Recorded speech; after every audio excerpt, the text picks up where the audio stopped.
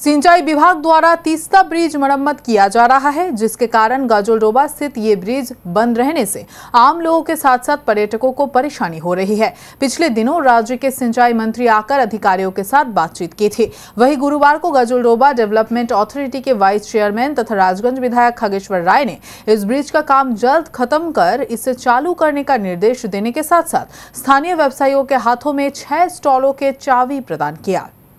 सिंचाई विभाग के अधिकारियों ने 30 जून तक ब्रिज का काम खत्म करने का सिंचाई मंत्री को आश्वासन दिया था। इस बात को ध्यान में रखकर ही गुरुवार को विधायक खगेश्वर राय ने ब्रिज का मुआयना करने गए थे। इंजीनियर तथा अधिकारियों के साथ बातचीत कर उन्होंने बताया कि काम काफी तेज गति से चल रहा है, लेकिन 30 जून तक काम खत्म करना असंभव सा लगता है। जुलाई महीने के 15 तारीख तक काम समाप्त हो सकता है। उसके बाद ही इस ब्रिज को पर्यटकों तथा आम जनता के लिए खोल दिया जाएगा।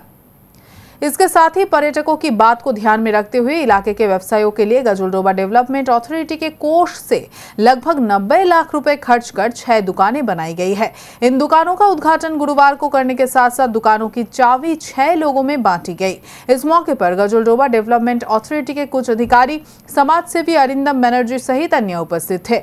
इस मौके पर विधायक खगेश्वर राय ने बताया कि যেহেতু আমার বিধানসভা 20টা, তাই দেখতে আসলাম যে কতদূর কাজ অগ্রগতি হয়েছে। যেটা দেখলাম 30 তারিখের মধ্যে খোলা অসম্ভব।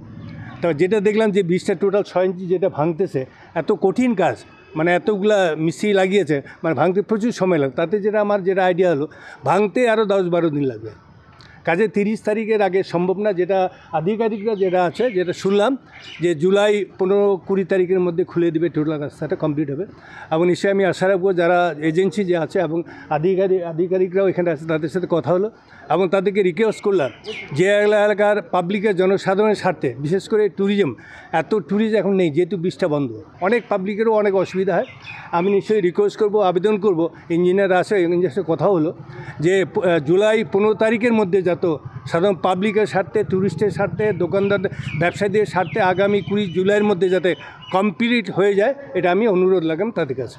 হাজারো দর্শক আছে এবং এই পারে যেহেতু কোনো দোকান নেই, তাই গাজোলডোবা ডেভেলপমেন্ট অথরিটির মাধ্যমে এই যারা পর্যটক যারা আছে তাদের সুবিধার জন্য, সুবিধার জন্য 6টি দোকানঘর খুলে আসতে তাদের হাতে অর্পণ করে দেওয়া হল। সেগুলো লটারির মাধ্যমে হয়েছে।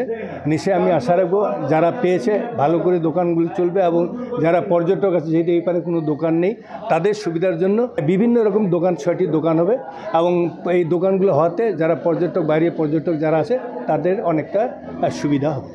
वहीं स्थानीय व्यवसायियों ने राज्य के मुख्यमंत्री को इसके लिए धन्यवाद दिया है।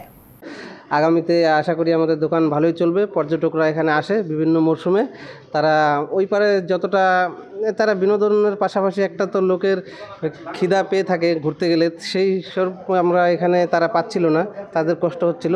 সেই সব দিক দিয়ে মিলিয়ে তাদেরও সুবিধা হবে, পাশাপাশি আমাদেরও একটু হলেও অবশ্যই সুবিধা হবে। এটা সম্পূর্ণই করেছে জিডিএ অর্থাৎ গাজোলডোবা ডেভেলপমেন্ট অথরিটি। উপরে রয়েছেন মমতা ব্যানার্জি, তাকে আবার পুনরায় নমস্কার, ধন্যবাদ।